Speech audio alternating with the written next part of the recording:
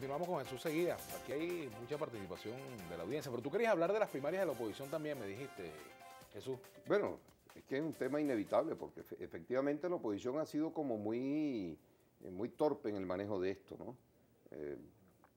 Es decir, comenzaron con una cantidad de descalificaciones a priori o a priorísticas para justificar un consenso. Es decir, que si se requieren muchos recursos, que por eso y hay mucha gente que no puede participar, pero no lo des por sentado. Llámalos, reúnelos, ¿quiénes están dispuestos? No están dispuestos, no tienen ninguno dinero. Entonces tenemos dos alternativas. O no vamos a elecciones o lo hacemos por consenso. Pero eso es después de. Pero no lo hagas antes, no prejuzgues una situación que tú no sabes cómo se va a desempeñar. Y en segundo lugar, que hay empresas, hay partidos de maletín, que son partidos pequeñitos que no dicen nada.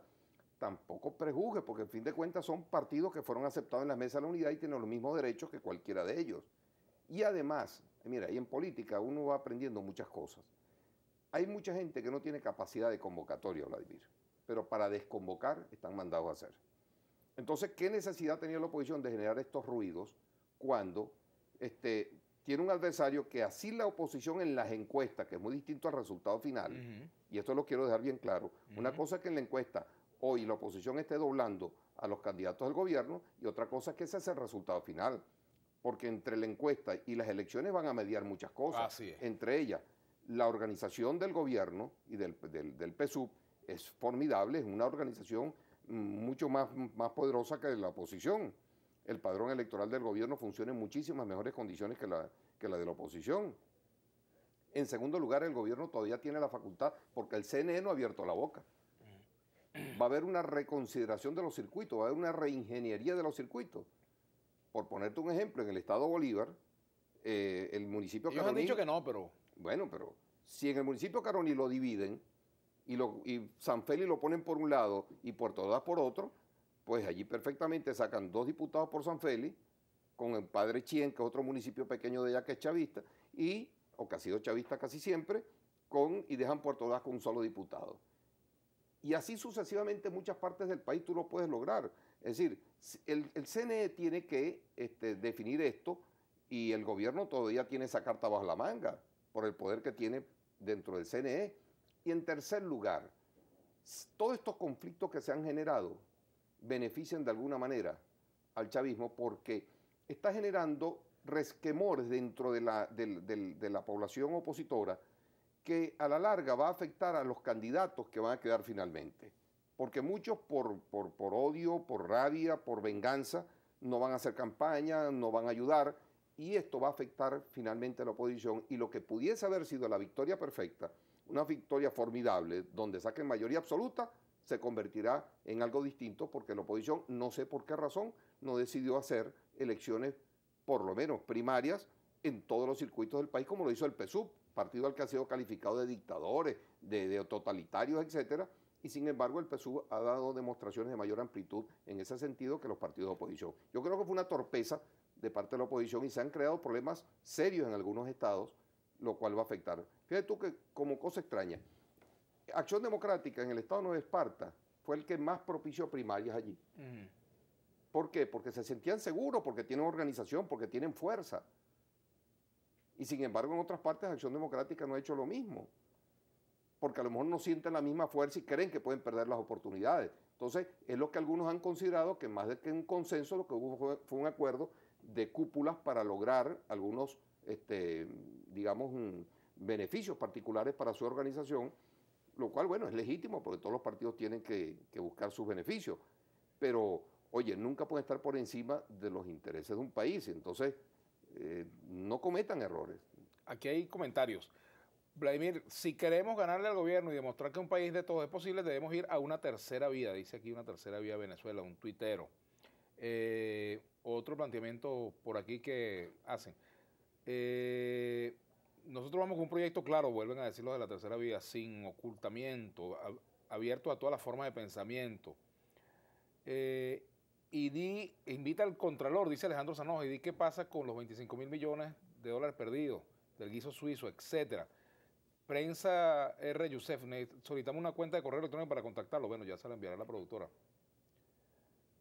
Aquí me dice, ¿por qué te ves tanto con los tupamaros para recibir instrucciones del gobierno? Yo, imagínate, un proyecto claro para vivir en la oposición, así que gana el dictador que admira. ¿Por qué te escondes? Por Dios, imagínate tú. Dice Maduro aprovecha la resolución de Obama para tapar la tremenda crisis económica que vive Venezuela, dice Richard Chourio. Aquí dice también, me gustaría que Jesús Seguías publicara después de una muestra saber cuál es la credibilidad de las Fuerzas Armadas venezolanas, policía, CICPC, etcétera. Dice aquí César Herrera, el PSUV analizó la Asamblea Nacional y sus diputados, que son la mayoría, no discuten los problemas que aquejan al pueblo.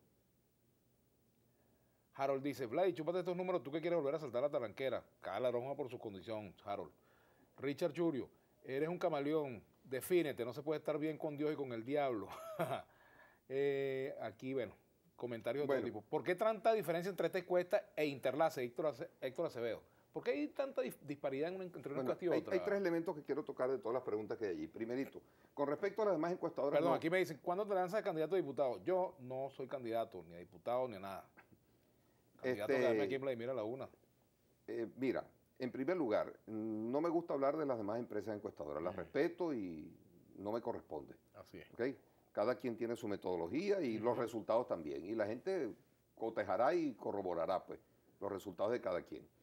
En segundo lugar, el tema de las Fuerzas Armadas.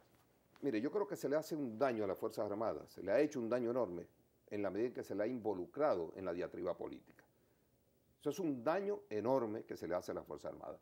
Yo creo que las Fuerzas Armadas ya tienen que estar al margen de la diatriba política y deben estar en una actitud suprapolítica, suprapartidos, en defensa de toda una nación y hacer lo que la misión les corresponde hacer definitivamente.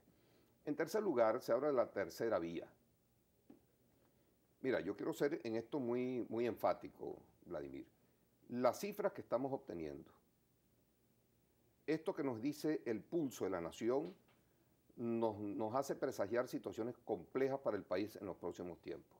Quizás hay políticos, y en el gobierno especialmente, que creen que tienen un margen de juego y están corriendo la arruga.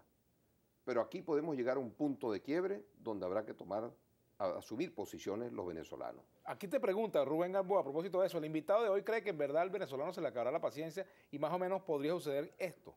¿Qué es lo que podría suceder esto? Mira, no, nosotros sencillamente, yo creo que los venezolanos más bien han sido demasiado pacientes. Y es un peligroso error, es un error capital por parte del gobierno y la oposición seguir retando la paciencia de los venezolanos. Porque los venezolanos son sabios. Fíjate tú que desde hace más de 50 años los venezolanos no se han identificado con ningún golpe militar. Ninguno ha tenido éxito en Venezuela. Porque los venezolanos han evolucionado muchísimo al respecto. Y los venezolanos no son propensos a esos conflictos y a esas crisis. Pero cuando los venezolanos se han molestado, lo han hecho con mucha contundencia. Entonces, no retemos a los venezolanos. Vamos a buscarle solución al país. Y lo de la tercera vía como tal, pues es lo que los partidos y el gobierno, los partidos de oposición y el gobierno están buscando que se obtenga, porque no están respondiendo a las expectativas de la población. Aquí te dice Mamilú, excelente su intervención en la entrevista realizada por Vladimir a la una, en Globovisión, muy buena y más claro imposible.